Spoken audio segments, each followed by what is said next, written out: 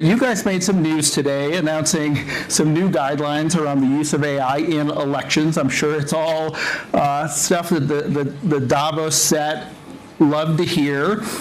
You banned the use of ChatGPT in political campaigns. You introduced cryptographic watermarks for images created by DALL-E to create kind of provenance and transparency around the use of AI-generated images. I read it and I thought, this is great. Some of these principles are shared by much larger platforms like Facebook and TikTok and YouTube, and they have struggled to enforce it. How do you make it real? A lot of these are things that we've been doing for a long time, and we have a really strong safety systems team that not only sort of has monitoring, but we're actually able to leverage our own tools in order to scale our enforcement, which gives us, I think, a significant advantage. So there are also some really important partnerships, like with the National Association of the Secretaries of State, so we can surface authoritative voting information. So we have quite a few ways that we are able to enforce this. Sam, does this put your mind at ease that we don't, that OpenAI doesn't move the needle in some 77 upcoming critical democratic elections in 2024? No, we're quite focused on it, and I think it's good that our mind is not at ease. I think it's good that we have a lot of anxiety and are going to do everything we can to get it as right as we can. I think our role is very different than the role of a distribution platform, but still important. We'll have to work with them too. It's like you generate here and distribute here, and there needs to be a good conversation between them. But we also have the benefit of having watched what's happened in previous cycles with previous technologies. And I don't think this will be the same as before. I think it's always a mistake to try to fight the last war. But we do get to take away some learnings from that. And so I wouldn't, I think it'd be terrible if I said, oh yeah, I'm not worried, I feel great. Like, we're gonna have to watch this incredibly closely this year. Super tight monitoring, super tight feedback loop. Anna, you were at Facebook before OpenAI. So I almost apologize for asking it in this way, probably a trigger phrase, but do you worry about another Cambridge Analytica moment? I think, as Sam alluded to, there are a lot of learnings that we can leverage, but also OpenAI from its inception has been a company that thinks about these issues. Like, it was one of the reasons that it was founded. So I think I'm a lot less concerned because these are issues that our teams have been thinking about from the beginning of our building of these tools. Sam, Donald Trump just won the Iowa caucus yesterday. We are now sort of confronted with the reality of this upcoming election. What do you think is at stake in the U.S. election for tech and for the safe stewardship of AI? Do you feel like that's a critical issue that voters should and will have to consider in this election? I think the now confronted is part of the problem. Actually, I think most people who come to Davos... Say that again? I didn't quite get that. I think part of the problem is we're saying we're now confronted. Yeah. It never occurred to us that what Trump is saying might be resonating with a lot of people. And now all of a sudden, after this performance in Iowa, oh man. That's a very Davos-centric view, I've been here for 2 days. I guess it just gets in your head. So I would love if we had a lot more reflection and if we started a lot sooner and we didn't feel now confronted. But I think there's a lot at stake at this election. I think elections are, huge deals. I believe that America is going to be fine, no matter what happens in this election. I believe that AI is going to be fine, no matter what happens in this election, and we will have to work very hard to make it so. But this is not, no one wants to sit up here and hear me rant about politics, so I'm going to stop after this. But I think there has been a real failure to sort of learn lessons about what's kind of working for the citizens of America and what's not. Anna, I want to ask you the same question. Taking your political background into account, what do you feel like for Silicon Valley, for AI, is at stake in the U.S. election? I think what has struck me and has been really remarkable is that the conversation around AI has remained very bipartisan. And so, I think that the one concern I have is that somehow... Both parties hate it. Yeah. No, but this is like an area where Republicans tend to, of course, have an approach where they are not as in favor of regulation. But on this, I think there's agreement on both parties that they believe that something is needed on this technology. Senator Schumer has this bipartisan effort that he's running with his Republican counterparts. Again, when we speak to people in D.C. on both sides of the aisle, for now, it seems like they're on the same page. And do you feel like all the existing campaigns are equally articulate about the issues relating to AI? I don't know that AI has really been a campaign issue to date, so it will be interesting to see how that evolves. If we're right about what's going to happen here, this is like bigger than just a technological revolution in some sense. I mean, sort of like all technological revolutions or societal revolutions, but this one feels like it can be much more of that than usual. And so it is going to become a social issue, a political issue. It already has in some ways, but I think it is strange to both of us that it's not more of that already. But with what we expect to happen this year, not with the election, but just with the increase in the capabilities of the products, and as people really catch up with what's going to happen, what is happening, what's already happened, there's like a lot of inertia always in society. Well, I mean, there are political figures in the U.S. and around the world, like Donald Trump, who have successfully tapped into a feeling of dislocation, anger of the working class, the feeling of exacerbating inequality or technology leaving people behind. Is there the danger that AI furthers those trends? Yes, for sure. I think that's something to think about. But one of the things that surprised us very pleasantly on the upside, because when you start building a technology, you start doing research, you kind of say, well, we'll follow where the science leads us, and when you put a product, you'll say this is going to co-evolve with society, and we'll follow where users lead us. But it's not, you get to steer it, but only somewhat. There's some which is just like, this is what the technology can do, this is how people want to use it, and this is what it's capable of. And this has been much more of a tool than I think we expected. It is not yet, and again, in the future it'll get better, but it's not yet like replacing jobs in the way, or to the degree that people thought it was going to. It is this incredible tool for productivity. And you can see people magnifying what they can do by a factor of 2 or 5, or in some way that doesn't even make sense to talk about a number because they just couldn't do the things at all before. And that is, I think, quite exciting. This new vision of the future that we didn't really see when we started. We kind of didn't know how it was going to go, and very thankful the technology did go in this direction, but where this is a tool that magnifies what humans do, lets people do their jobs better, lets the AI do parts of jobs, and of course jobs will change, and of course some jobs will totally go away.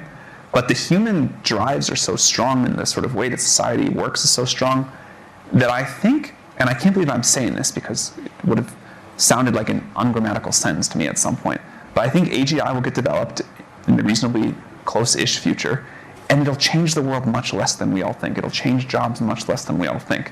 And again, that sounds, I may be wrong again now, but that wouldn't have even compiled for me as a sentence at some point, given my conception then of how AGI was going to go. As you've watched the technology develop, have you both changed your views on how significant the job dislocation and disruption will be as AGI comes into focus?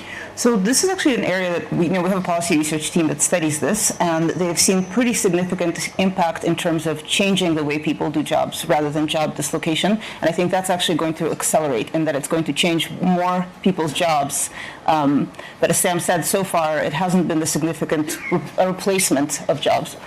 You hear a coder say, okay, I'm like 2 times more productive, 3 times more productive, whatever, than they used to be, and I can never code again without this tool. You mostly hear that from the younger ones, but it turns out, and I think this will be true for a lot of industries, the world just needs a lot more code than we have people to write right now. And so it's not like we run out of demand, it's that people can just do more. Expectations go up, but ability goes up too. Demand goes up. I want to ask you about another news report today that suggested that OpenAI was relaxing its restrictions around the use of AI in military projects and developing weapons. Can you say more about that? And what work are you doing with the U.S. Department of Defense and other military agencies?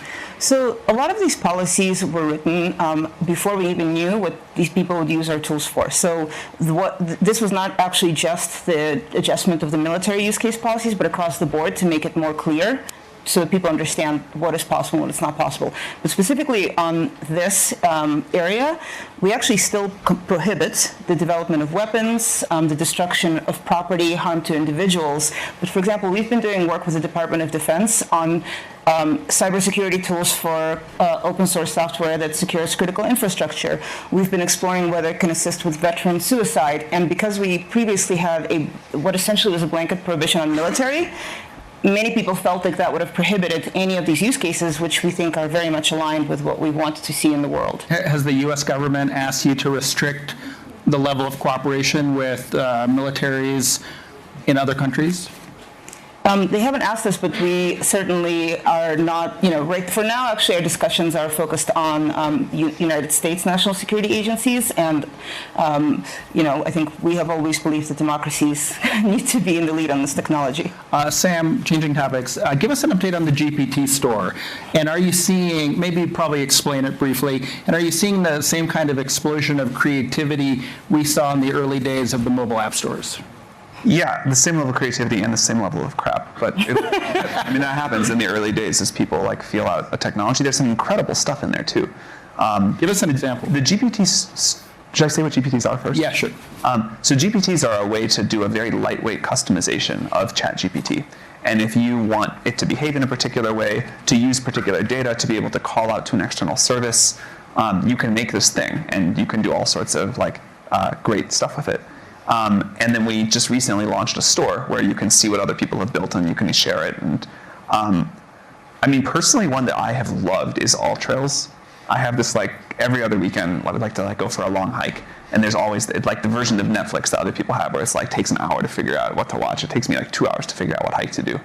And the All Trails thing to say I want this, I want that. I've already done this one, and here's a great hike. It sounds silly, but I love that one. Have you added any GPTs of your own? Have I made any? Yeah. I have not put any in the store. Maybe I will. Great. Can you give us an update on the volume or the pace at which you're seeing new GPTs? The number I know is that there have been 3 million created before we launched the store. I have been in the middle of this trip around the world that has been quite hectic, and I have not been doing my normal daily metrics tracking. So I don't know how it's gone since launch, but I'll tell you by the slowness of ChatGPT, it's probably doing really well. I want to ask you about OpenAI's copyright issues. How important are publisher relations to OpenAI's business, considering, for example, the lawsuit last month filed against OpenAI by the New York Times? They are important, but not for the reason people think. There is this belief held by some people that, man, you need all of my training data, and my training data is so valuable. And actually, that is generally not the case. We do not want to train on the New York Times data, for example. And more generally, we're getting to a world where it's been data, data, data. You just need more, you need more, you need more. You're going to run out of that at some point anyway. So a lot of our research has been how can we learn more from smaller amounts of very high quality data. And I think the world is going to figure that out. What we want to do with publishers, if they want, is when one of our users says, what happened at Davos today? Be able to say, here's an article from Bloomberg, here's an article from the New York Times, and here, here's a little snippet. Or probably not a snippet, there's probably some cooler thing that we can do with the technology. And some people want to partner with us, some people don't. We've been striking a lot of great partnerships, and we have a lot more coming. And then, some people don't want to. We'd rather they just say we don't want to do that rather than sue us, but we'll defend ourselves. That's fine too. I just heard you say you don't want to train on the New York Times. Does that mean, given the legal exposure, you would have done things differently as you trained your models? Here's a tricky thing about that. The web is a big thing, and there are people who copy from the New York Times and put an article without attribution up on some website, and you don't know that's a New York Times article. If the New York Times wants to give us a database of all their articles, or someone else does, and say, hey, don't put anything out that's a match for this, we can probably do a pretty good job. And we don't want to regurgitate someone else's content, but the problem is not as easy as it sounds in a vacuum. I think we can get that number down and down and down and have it be quite low, and that seems like a super reasonable thing to evaluate us on. If you have copyrighted content, whether or not it got put into someone else's thing without our knowledge, and you're willing to show us what it is and say, don't put this stuff as a direct response, we should be able to do that. Again, it won't 1,000 monkeys, 1,000 typewriters, whatever it is. Once in a while, the model will just generate something very close. But on the whole, we should be able to do a great job with this. So there's all the negatives of this. People are like, don't do this. But the positives are, I think there's going to be great new ways to consume and monetize news and other published content. And for every one New York Times situation we have many more super productive things about people that are excited to build the future and not do their theatrics. And what about DALL-E? I mean, there have been artists who have been upset with DALL-E 2, DALL-E 3. What has that taught you, and how will you do things differently? We engage with the artist community a lot, and we try to do their requests. So one is don't generate in my style, even if you're not training on my data. Super reasonable. So we implement things like that. Let me opt out of training, even if my images are all over the internet and you don't know what they are. And so there's a lot of other things too. What I'm really excited to do, and the technology isn't here yet, but get to a point where rather than the artist say, I don't want this thing for these reasons, be able to deliver something where an artist can make a great version of DALL-E in their style, sell access to that if they want, don't if they don't want, just use it for themselves, or get some sort of economic benefit or otherwise when someone does use their stuff. And it's not just training on the images, it really is it really is about style. And that's the thing that, at least in the artist conversations I've had, that people are super interested in. So for now, it's all right, listen to what people don't want. Make sure that we respect that.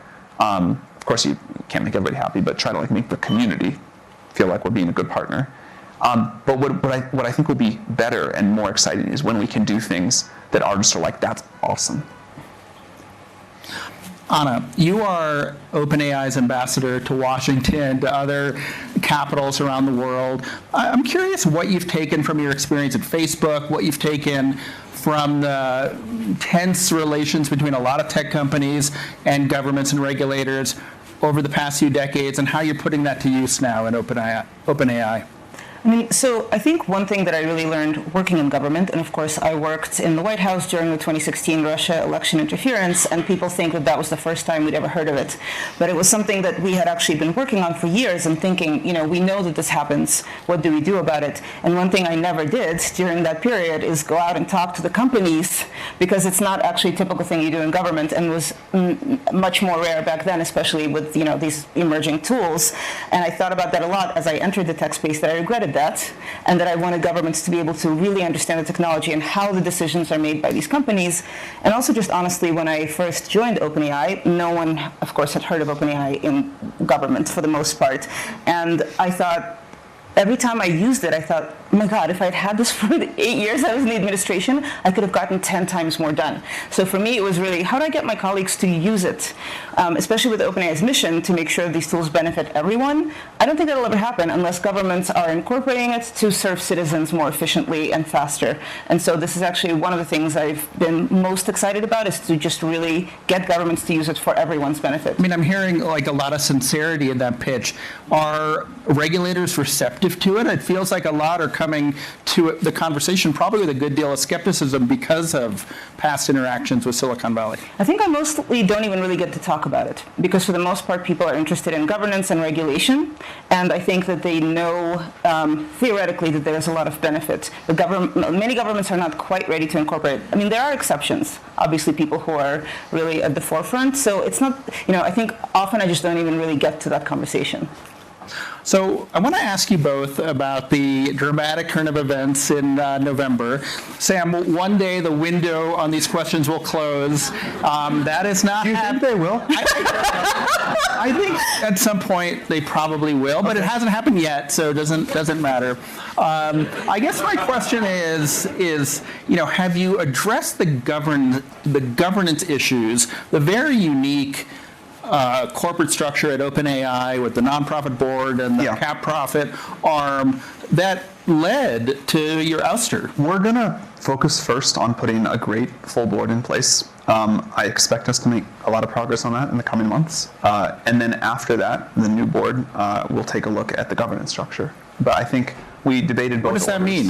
Should OpenAI be a traditional Silicon Valley for-profit company? We will never be a traditional company, but the structure, I think we should take a look at the structure. Maybe the answer we have now is right, but I think we should be willing to consider other things, but I think this is not the time for it, and the focus on the board first and then we'll go look at it from all angles. I mean, presumably you have investors, including Microsoft, including your venture capital supporters, your employees, who over the long term are seeking a return on their investment. I think one of the things that's difficult to express about OpenAI is the degree to which our team and the people around us, investors, Microsoft, whatever, are committed to this mission. In the middle of that crazy few days, at one point, I think like 97, something like that, 98% of the company signed a letter saying, we're all going to resign and go do something else. And that would have torched everyone's equity. And for a lot of our employees, like this is all or the great majority of their wealth. And people being willing to go do that, I think is quite unusual. Our investors who also were about to like watch their stakes go to zero, were just like, how can we support you and whatever is best for the mission, Microsoft too. I feel very, very fortunate about that. Of course, also would like to make all of our shareholders a bunch of money, but it was very clear to me what people's priorities were, and that meant a lot. I sort of smiled because you came to the Bloomberg Tech Conference in last June, and Emily Chang asked, it was something along the lines of, why should we trust you? And you very candidly says, you shouldn't. And you said the board should be able to fire me if they want. And of course, then they did, and you quite adeptly orchestrated your return. Actually, let me tell you something. The board did that. I was like, I think this is wild, super confused, super caught off guard, but this is the structure. And I immediately just went to go thinking about what I was going to do next. It was not until some board members called me the next morning that I even thought about really coming back. When they asked, like, you want to come back? You want to talk about that? But like, the board did have all of the power there. Now, you know what? I'm not going to say that next thing. But I think you should continue. I would also just say that I think that there's a lot of narratives out there. It's like, oh, well, this was orchestrated by all these other forces. It's not accurate. I mean, it was the employees of OpenAI that wanted this and that thought that it was the right thing for Sam to be back. The thing I'll say is, I think it's important that I have an entity that can fire this, but that entity has got to have some accountability too. And that is a clear issue with what happened. Right. Anna, you wrote a remarkable letter to employees during the saga, and one of the many reasons I was excited to have you on stage today was to just ask you, what were those 5 days like for you, and why did you step up and write that? Anna can clearly answer this if she wants to, but is really what you want to spend our time on, the soap opera, rather than what AGI is going to do? I mean, I'm wrapping it up, but go ahead. I think people are interested. Okay, all right. Well, we can leave it here. If you want, let's answer that question, and then we can move on. I would just say for color that it happened the day before the entire company was supposed to take a week off. So we were all on Friday preparing to, have a restful week after an insane year. So then, many of us slept on the floor of the office for a week. Right. There's a question here that I think is a really good one. We are at Davos. Climate change is on the agenda. The question is, I'm going to give it a different spin. Considering the compute costs and the need for chips, does the development of AI and the path to AGI threaten to take us in the opposite direction on the climate? We do need way more energy in the world than I think we thought we needed before. My whole model of the world is that the two important currencies of the future are compute/intelligence and energy. The ideas that we want and the ability to make stuff happen, and the ability to run the compute. And I think we still don't appreciate the energy needs of this technology. The good news, to the degree there's good news, is there's no way to get there without a breakthrough. We need fusion, or we need radically cheaper solar plus storage or something at massive scale, a scale that no one is really planning for. It's totally fair to say that AI is going to need a lot of energy, but it will force us, I think, to invest more in the technologies that can deliver this, none of which are the ones that are burning the carbon. That'll be all those unbelievable number of fuel trucks. And by the way, you back all the private jets there. One or more nuclear. Yeah, I personally think that is either the most likely or the second most likely approach Do you to feel powering like the world. the world is more receptive to that technology? Now, certainly, historically, not in the U.S. I think the world is still, unfortunately, pretty negative on fission, super positive on fusion. It's a much easier story. But I wish the world would embrace fission much more. I may be too optimistic about this, but I think we have paths now to a massive energy transition away from burning carbon. It'll take a while. Those cars are going to keep driving. There's all of the transport stuff. It'll be a while till there's like a fusion reactor in every cargo ship. But if we can drop the cost of energy as dramatically as I hope we can, then the math on carbon capture just so changes. I still expect, unfortunately, the world is on a path where we're going to have to do something dramatic with climate, like geoengineering as a band-aid, as a stopgap. But I think we do now see a path to the long-term solution. So I want to just go back to my question.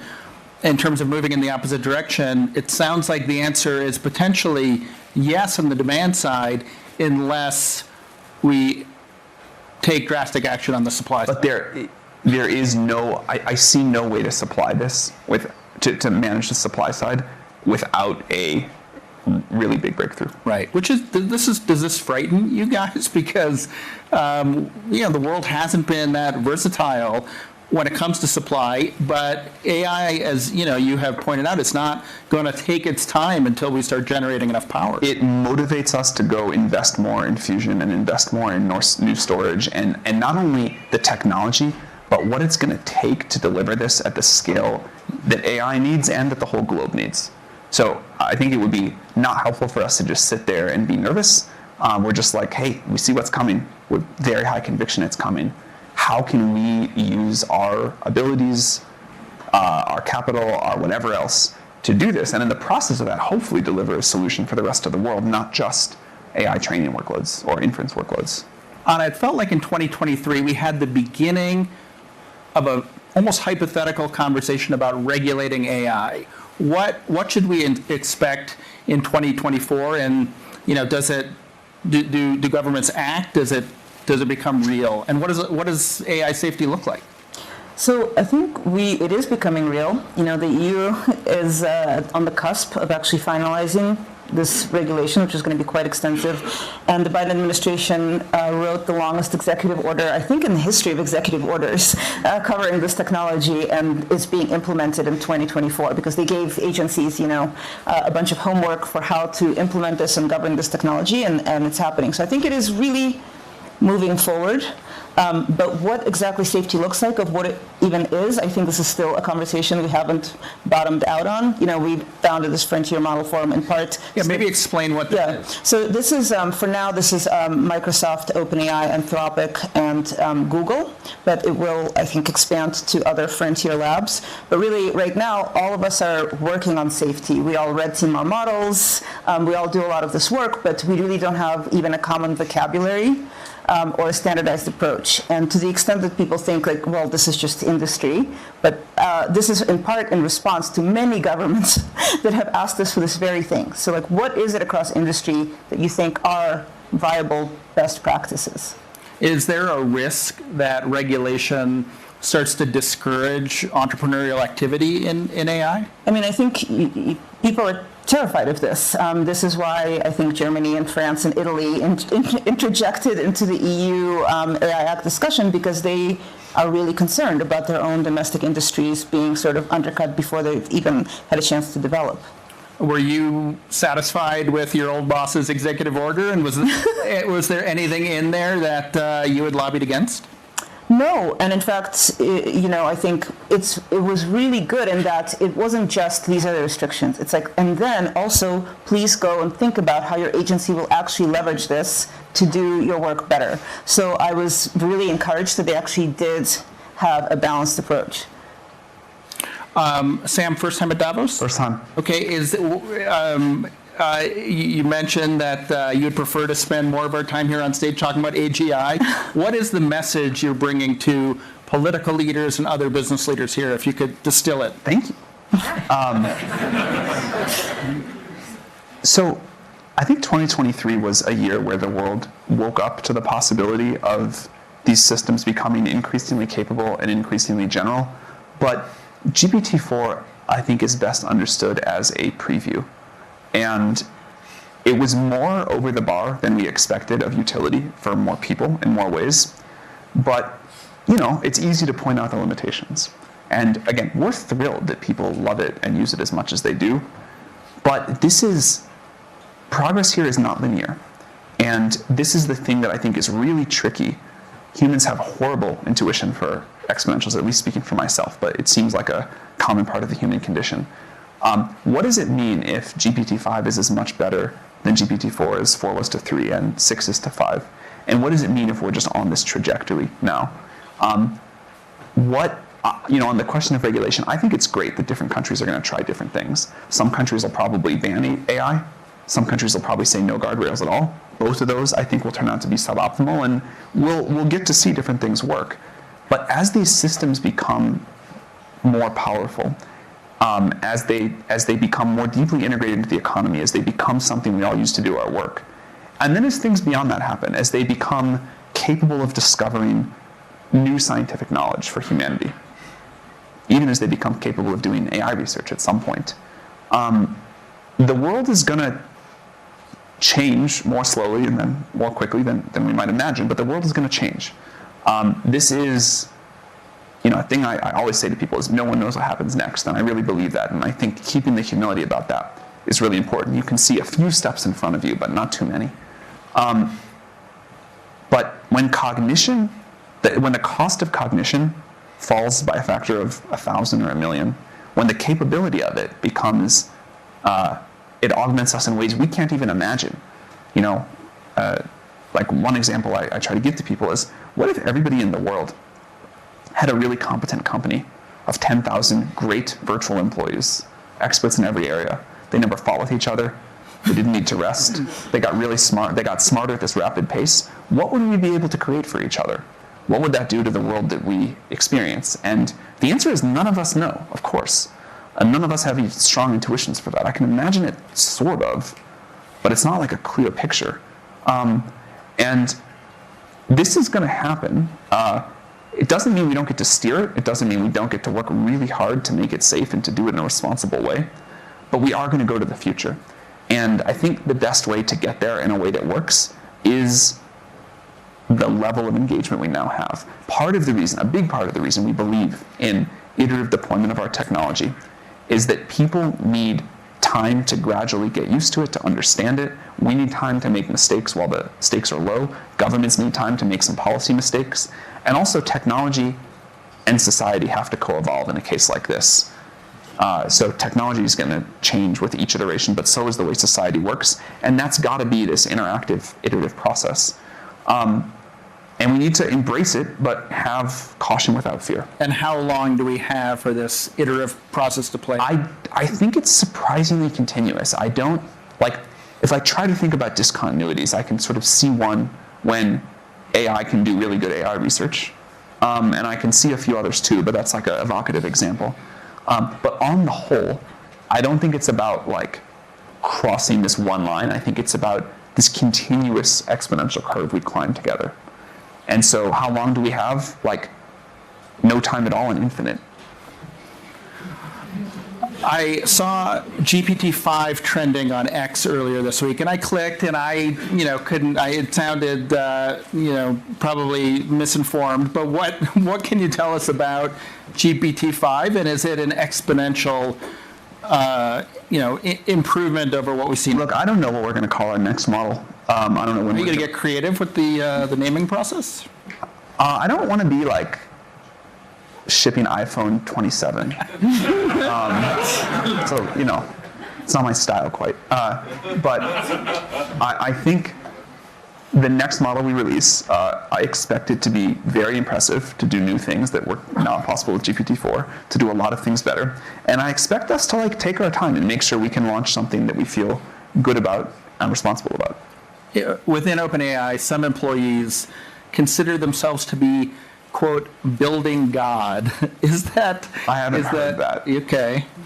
I've heard people say that facetiously, but I think almost all employees would say they're building a tool, more so than they thought they were going to be, which they're thrilled about. This confusion in the industry of, are we building a creature or are we building a tool? I think we're much more building a tool, and that's much better. To transition to something, yeah. Go ahead. No. You finish your thought. Oh, I was just going to say, like, we think of ourselves as tool builders. AI is much more of a tool than a product, and much more of a tool than this entity. And one of the most wonderful things about last year was seeing just how much people around the world could do with that tool. I mean, they astonished us, and I think we'll just see more and more. And human creativity and ability to do more with better tools is remarkable. And before we have to start wrapping up, there was a report that you were working with Johnny Ive on an AI-powered device, either within OpenAI, perhaps as a separate company. I bring it up because CES was earlier this month, and AI-powered devices were the talk of the conference. Can you give us an update on that? And does AI bring us to the beginning of the end of the smartphone era? Smartphones are fantastic. I don't think smartphones are going anywhere. I think what they do really, really well, and they're very general. If there is a new thing to make, I don't think it replaces a smartphone in the way that I don't think smartphones replace computers. But if there's a new thing to make that helps us do more, better, in a new way, given that we have this unbelievable change, I don't spend enough time, I think, marveling at the fact that we can now talk to computers and they understand us and do stuff for us. It is a new affordance, a new way to use a computer. And if we can do something great there, a new kind of computer, we should do that. And if it turns out that the smartphone's really good and this is all software, then fine. But I bet there is something great to be done. And the partnership with Johnny, is that an OpenAI effort? Is that another company? I have not heard anything official about a partnership with Johnny. Okay. Otto, I'm going to give you the last word. As you and Sam meet with business and world leaders here at Davos, what's the message you want to leave them with?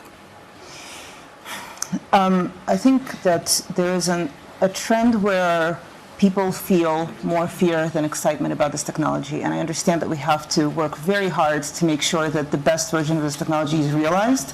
But I do think that many people are engaging with this via the leaders here, and that they really have a responsibility to make sure that they are sending a balanced message so that people can really actually engage with it and realize the benefit of this technology. Can I have 20 seconds? Absolutely. One of the things that I think OpenAI has not always done right, and the field hasn't either, is find a way to build these tools in a way and also talk about them that don't get that kind of response. I think ChatGPT, one of the best things it did is it shifted the conversation to the positive, not because we said, trust us, it'll be great, but because people used it and are like, oh, I get this. I use this in a very natural way. The smartphone was cool because I didn't even have to use a keyboard and phone. I could use it more naturally.